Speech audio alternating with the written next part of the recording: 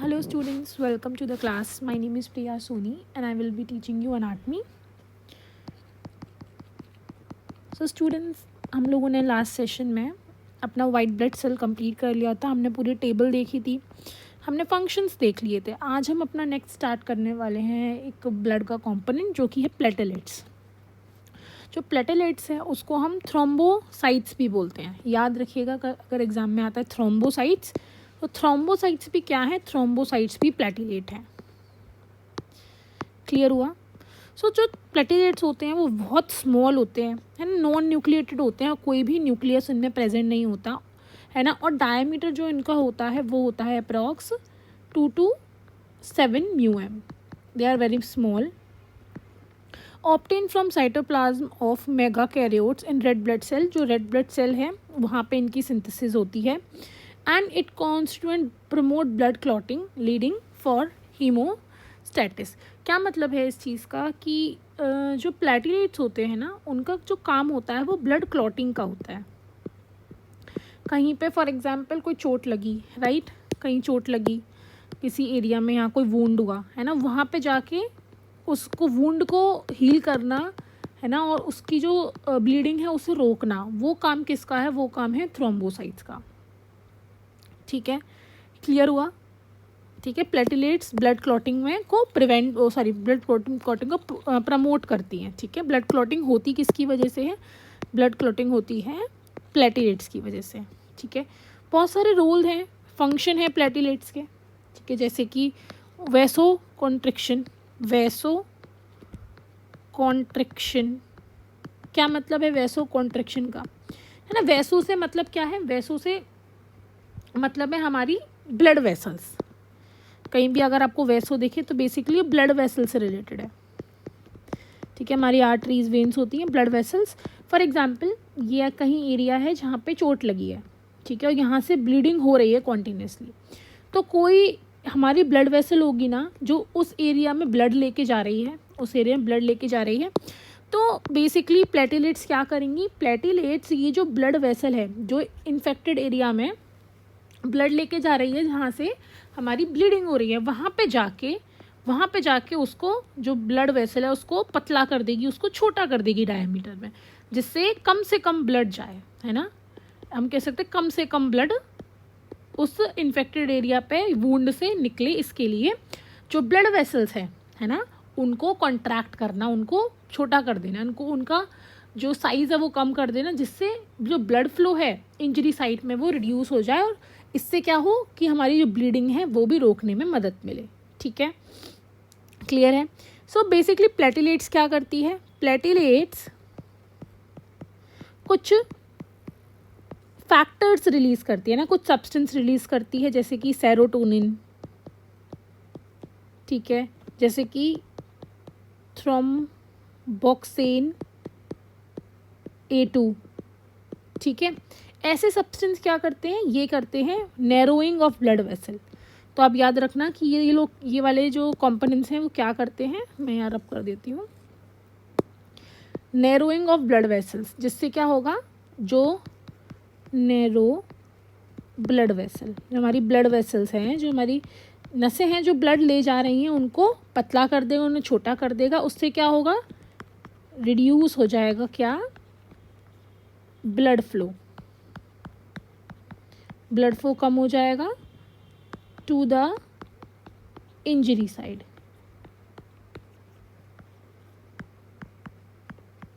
जहाँ पे इंजरी हुई है, जहाँ पे चोट लगी है, ठीक है, जहाँ पे ब्लीडिंग हो रही है, वहाँ पे ब्लड का फ्लो कम हो जाएगा और इवेंचुअली स्टॉप ब्लीडिंग. जो ब्लीडिंग है वो कम हो जाएगी, वो बंद हो जाएगी. इतना समझ में आ गया? मतलब पता चल गया कि क्या मतलब है वैसो कॉन्ट्रैक्शन का. क्लियर है?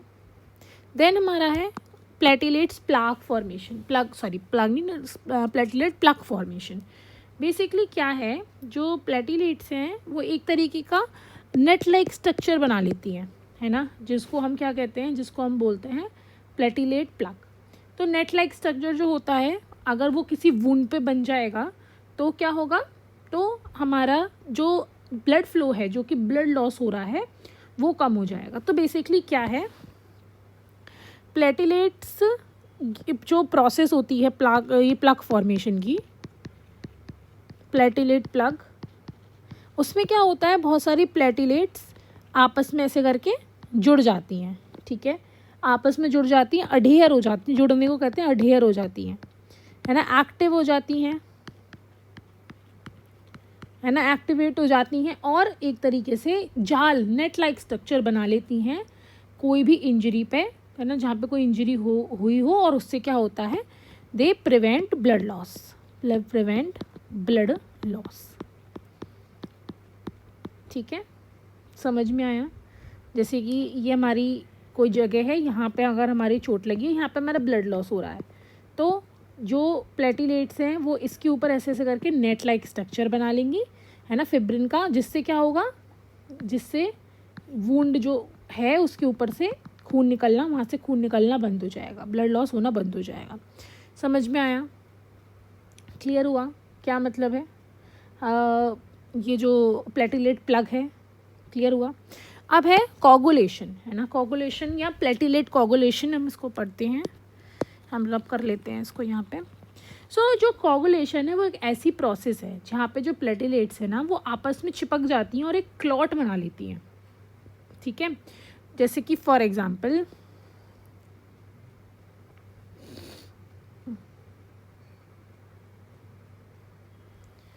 देखो, ये हमारी ब्लड वेसल है ना, फॉर एग्जांपल इधर कोई चोट लगी है ना, यहाँ पे कोई वुंड है, चोट, किसी को फॉर एग्जांपल यहाँ पे एक वुंड है, ठीक है, यहाँ से ब्लड लॉस हो रहा है कॉन्टीन्यूसली, तो क्या होगा, ये मानो ये जो वासो कॉन्ट्रैक्शन है वो भी इतना नहीं हुआ है कि यहाँ से ब्लड लॉस बंद हो जाए, है ना, यहाँ से ब्लड लॉस फिर भी हो रहा है कॉन्ट्रैक्शन होने के बाद भी। तो प्लेटिलेट्स क्या करती हैं, प्लेटिलेट्स आपस में मिलके ऐसे करके आपस में मिलके नेट लाइक स्ट्रक्चर बना के जो हमारी ब्लड वेसल होती है ना, उसके अंदर क्लॉट बना लेती है, क्या करती है, यहाँ पे क्लॉट बना लेती है, जिससे कम से कम जो ब्लड है वो वूंड तक जाए, ठीक है ना, उससे क्या होगा, ब्लड ब्लीडिंग रुक जाएगी। तो क्या होता है इस प्रोसेस में, कोगुलेशन में, याद रखिएगा, मैं आपको स्टेप लिख के दिखा देती हूँ। सबसे पहले प्लेटिलेट्स जो होती हैं, प्लेटिलेट्स स्टिक टुगेदर, है ना, आप इसमें चिपक जाती हैं, ठीक है, दे फॉर्म क्लॉट, एक क्लॉट स्ट्रक्चर बना लेती हैं चिपक के, एक नेट लाइक क्लॉट स्ट्रक्चर बना लेती हैं, ठीक है, स्टॉप कर देती हैं bleeding and seals the damage blood vessel. जो भी वेसल है, जो भी बेसिकली जो भी ब्लड वेसल डैमेज हो गई है, जहाँ से ब्लीडिंग हो रही है, उसको सील कर देती है, जिससे ब्लड फ्लो नहीं होगा तो दिक्कत नहीं होगी, ठीक है, क्लियर है, समझ में आ गया क्या मतलब होता है। कोगुलेशन एक ऐसी प्रोसेस होती है जिसमें बेसिकली जो ये मतलब पूरा आप देख सकते हो कि ब्लड जो हमारी ब्लड क्लॉटिंग में हेल्प करती है, हमारी ब्लड को ज़्यादा फ्लो ना हो और वीकनेस ना आए, उसके प्रिवेंट करती है, ठीक है, क्लियर है। अब हम लास्ट पढ़ते हैं जिसको हम कहते हैं फिब्रिनोलाइसिस। अब आप क्या समझो कि लाइसिस का मतलब क्या होता है, ठीक है, क्या मतलब है लाइसिस का, तोड़ना किसी चीज़ को, right, to break is the meaning of fibrinolysis. तो क्या होगा, ये फिब्रिन को तोड़ना इज फिब्रिनोलाइसिस। सो बेसिकली क्या हो रहा है, जो कोगुलेशन में या ब्लड क्लॉटिंग में क्या हो रहा है, एक क्लॉट बन रहा है ना, क्लॉट बन रहा है। बेसिकली क्लॉट किसका होता है, फिब्रिन का होता है ना, जो भी लास्ट हमने पढ़ा था ना, क्लॉट बन रहा है। तो इस क्लॉट को बन गया, है ना, और क्या हुआ, प्लेटिलेट्स ने वुंड हील कर दिया, है ना, उसके ऊपर उसने एक तरीके से क्लॉट बना के वुंड हील कर दिया। अब क्या होगा, अब इस वाले क्लॉट को हटना पड़ेगा ना, जिससे दोबारा से ब्लड अच्छे से फ्लो हो जाए। सो एक नेचुरल प्रोसेस है ना, जिससे क्या होगा, ब्रेक डाउन होगा, किसका, break down of blood clot जो है वो टूट जाएगा, वो हट जाएगा, जिससे क्या होगा, रीस्टोर ब्लड फ्लो। जो ब्लड फ्लो है हमारा, जो खून जो पहले हमने रोक लिया है क्लॉट के थ्रू, जो प्लेटलेट्स ने रोक लिया है, वो दोबारा मूव होने लगेगा, ठीक है, और जिससे एक बैलेंस बन जाएगा, ठीक है। रिपेयरिंग, जब ये रिपेयर हो जाएगा, यहाँ पे कोई वुंड है वो रिपेयर हो जाएगा, उसके बाद ये जो क्लॉट है वो डिसॉल्व हो जाएगा, वो ब्रेक डाउन हो जाएगा। तो फिब्रिनोलाइसिस का भी जो फंक्शन है वो कौन प्ले करता है, वो प्लेटलेट्स प्ले करती हैं। समझ में आया? बहुत अच्छे समझ में आया होगा, कोई प्रॉब्लम नहीं है फिब्रिनोलाइसिस वगैरह में, ठीक है, क्लियर है, हमने बिल्कुल समझ लिया। देन अब हम ब्लड, हमारा ब्लड जो है हमारा वो पूरा हो गया है, ब्लड के जितनी भी मेन चीज़ें हैं वो हमने सब पढ़ ली है। तो अब हम क्या करते हैं, हम फंक्शन पढ़ते हैं ब्लड का, कि ब्लड का क्या क्या फंक्शन है।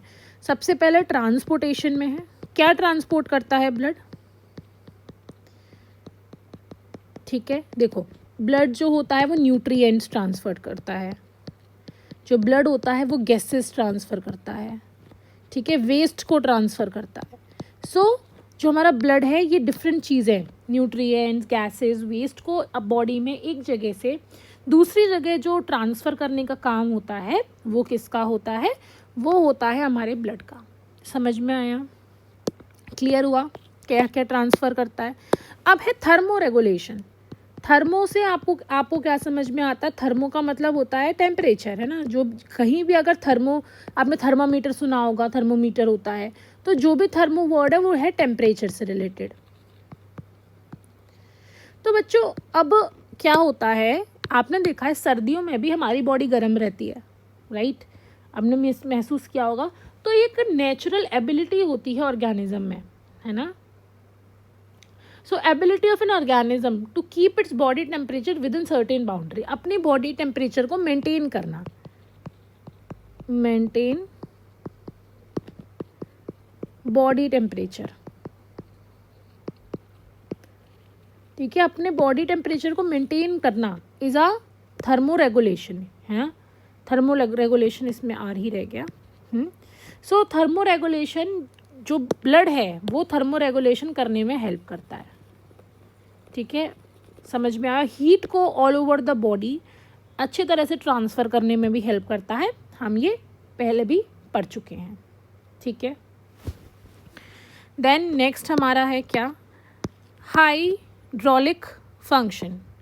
हाइड्रोलिक फंक्शन का मतलब क्या है, हमारी जो ब्लड है वो पूरी बॉडी में सर्कुलेट होता है, जो ट्रांसफ़र करता है किसका, ऑक्सीजन का, न्यूट्रिएंट्स का, हार्मोन का, वेस्ट का, ब्लड प्रेशर को मेंटेन करता है और बॉडी टेम्परेचर को मेंटेन करता है। तो ये हाइड्रोलिक फंक्शन है, मतलब बहुत सारे फंक्शन है जो ब्लड करता है। देखो क्या क्या, ये जो फ्लूइड है वो क्या क्या कर रहा है, सर्कुलेशन करता है, किस किस का, सर्क्यूलेट्स थ्रू आउट द बॉडी, पूरी बॉडी में घूमता है, ठीक है। ये जो हमारा ब्लड है जो उससे वो ट्रांसपोर्ट करता है, ट्रांसपोर्टेशन, ठीक है, न्यूट्रिएंट्स का, हार्मोन्स का, ऑक्सीजन का, वेस्ट का, ब्लड प्रेशर मेंटेन करता है बॉडी का और टेम्परेचर भी मेंटेन करता है। ये बेसिकली ये सारे फंक्शन है हाइड्रोलिक फंक्शन में। व्हीकल की तरह एक्ट करता है।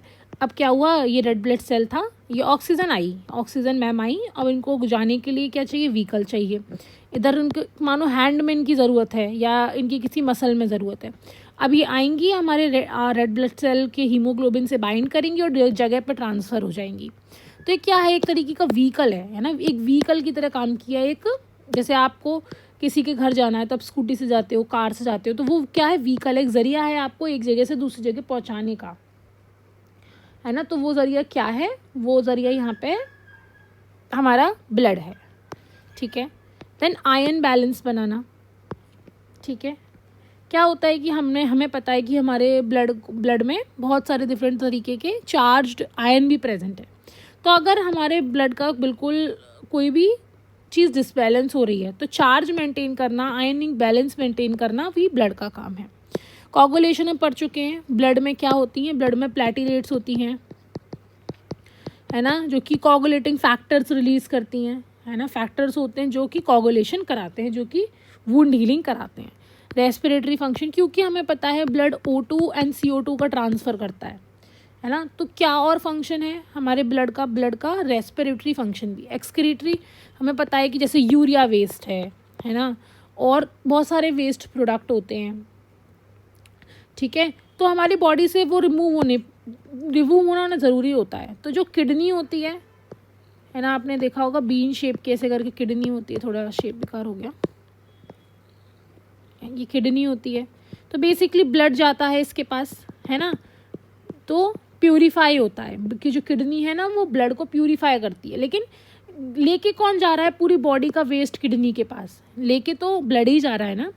फिर किडनी यहाँ प्यूरिफाई कर लेती है ब्लड को, वो जो वेस्ट है उसको पानी के संग, वाटर के संग, यूरिन की फॉर्म में बॉडी से रिमूव कर देती है, और जो ब्लड है उसको प्यूरिफाई करके दोबारा बॉडी में भेज देती है, ठीक है। क्लियर हुआ? ये क्या है इसका?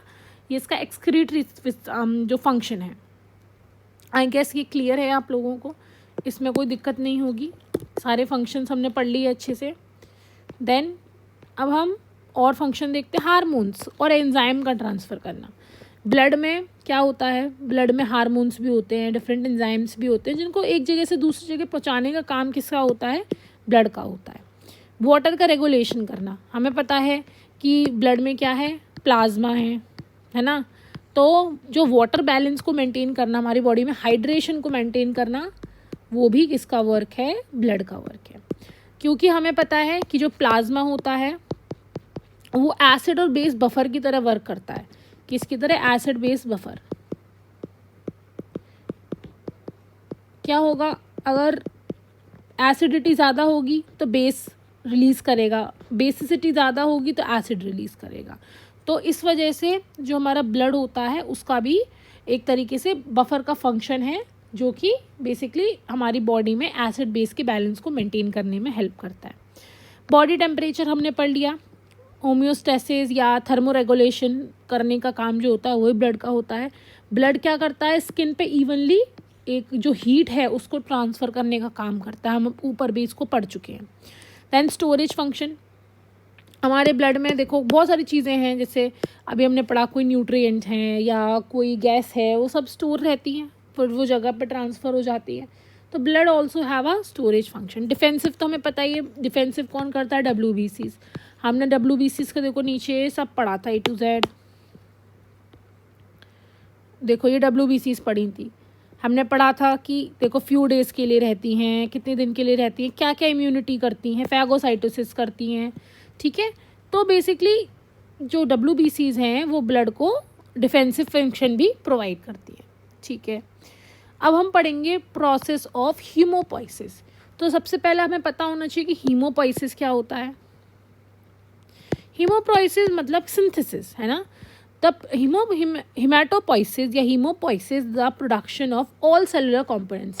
अब हमने सारे सेलुलर कंपोनेंट्स तो पढ़ लिए, लेकिन हमें ये नहीं पता कि आखिर ये बने कैसे, ये कहाँ से आए, है ना। तो ये प्रोसेस जो होती है जिससे ये बनते हैं, मैन्युफैक्चर होते हैं, उस प्रोसेस को हम बोलते हैं हीमोपोइसिस या हिमेटोपोइसिस, ठीक है। कैसे ब्लड और ब्लड प्लाज्मा बनते हैं, ठीक है।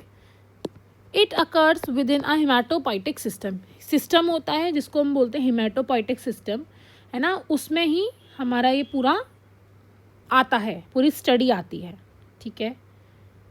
क्लियर हुआ? हिमेटोपोइटिक, आप इसके वर्ड्स को ना अच्छे से पढ़ना, है ना। कोई जैसे प्रोनाउंसिएशन में प्रॉब्लम हो तो you can take help of Google, और लेक्चर्स दोबारा देख सकते हो, ठीक है। तो हिमेटोपोइटिक सिस्टम है वो इसमें वर्क करता है, ठीक है। क्लियर है? ठीक है। जो देखो जो हमारा हिमेटोपोइटिक सिस्टम है, मैं आपको थोड़ा सा बता देती हूँ।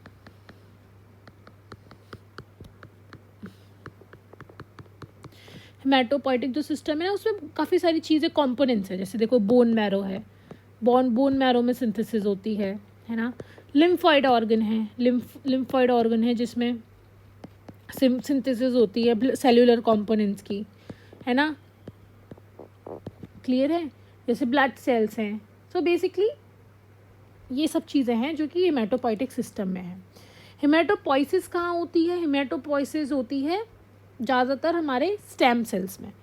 तो आपको लर्न करना है, साइट ऑफ हेमेटोपोइसिस है एक तरीके से हेमेटोपोइसिस, हेमेटोपोइटिक स्टेम सेल्स, ठीक है। बोन मैरो में भी होती है, लिम्फोइड टिश्यू में भी होती है। तो हेमेटोपोइसिस से क्या होता है, हमारी ब्लड सेल्स की प्रोडक्शन होती है, हमारी ब्लड क्लॉटिंग के सेल्स की प्रोडक्शन होती है, और हमारा इम्यून रिस्पॉन्स जो WBC का डिफेंसिंग सिस्टम है बॉडी का, वो भी डेवलप होता है। कुछ ऑर्गन इंक्लूडेड हैं, कहना बोन मैरो है, लिवर है, स्प्लीन है, ये सब चीज़ें भी हमारे हेमेटोपोइटिक सिस्टम का पार्ट है। Simply haematopoiesis is a process through which a body cell manufacture blood cell. Body में ब्लड सेल का मैन्युफैक्चर होना, इस प्रोसेस को हम बोलते हैं हेमेटोपोइसिस, ठीक है। Around 250 billions to new RBCs, 20 millions हमारे पास WBCs, 25 बिलियंस क्या प्लेटिलेट्स है ना फॉर्म होती हैं हमारी बॉडी में ईच डे, हर दिन। पुरानी मरती हैं और नई फॉर्म होती हैं। अब सोचो कितना इंटीग्रेट सिस्टम है, कितना स्पेशलाइज सिस्टम है। So formation of blood cells जैसे RBC, WBC, platelets, it's term at haematopoiesis. इस प्रोसेस को जिसमें हीमोपोइसिस या हेमेटोपोइसिस, जिसमें RBC, ब्लड, प्लेटिलेट्स बन रही हैं, इसको हम क्या बोलते हैं, हेमेटोपोइसिस या haemopoiesis. And the tissue involve, ऐसा टिश्यू जिसमें ये हीमोपोइसिस हो रही है, हेमेटोपोइसिस हो रही है, उसको हम बोलेंगे हेमेटोपोइटिक टिश्यू। समझ में आया? हेमेटोपोइटिक टिश्यू क्या है, समझ में आया? क्लियर है? अब हीमोपोइसिस में भी मतलब हर एक सेल की मैन्युफैक्चरिंग अलग अलग तरीके से होती है।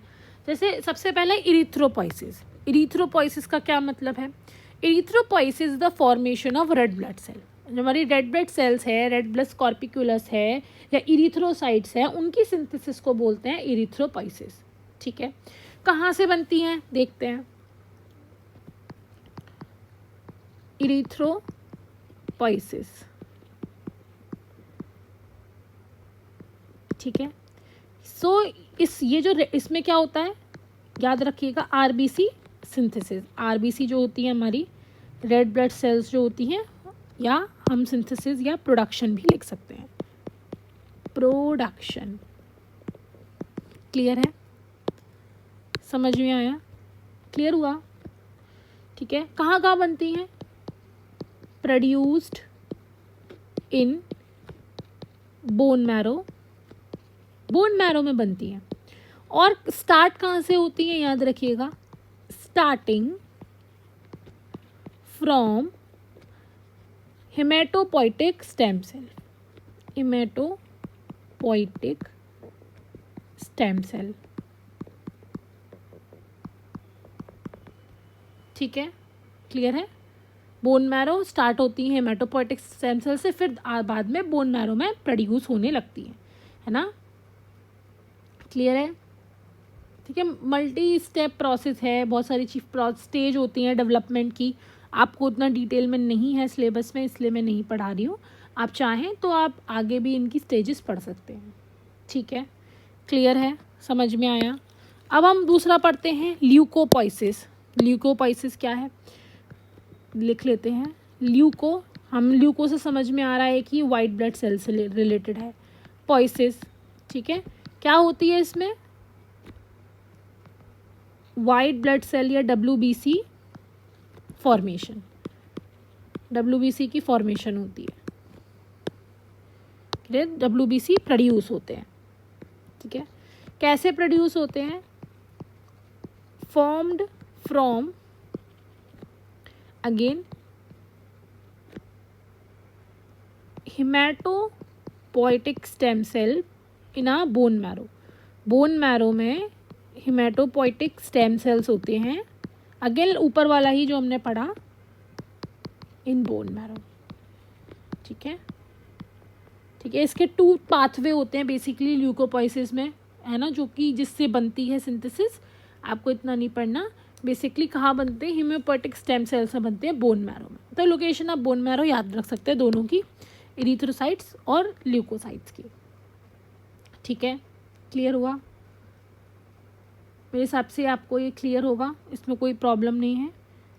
देन हमारा जो लास्ट है जिसको हम कहते हैं थ्रोम्बोपोइसिस।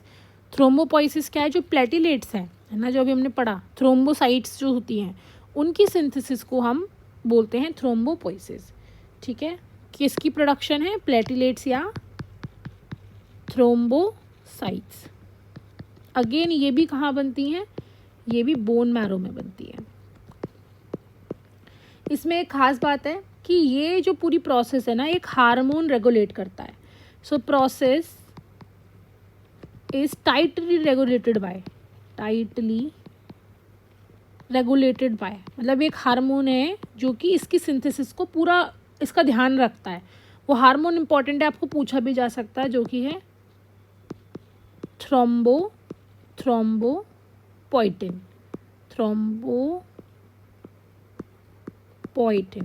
सो जो थ्रोम्बोपोइटिन है वो क्या करता है?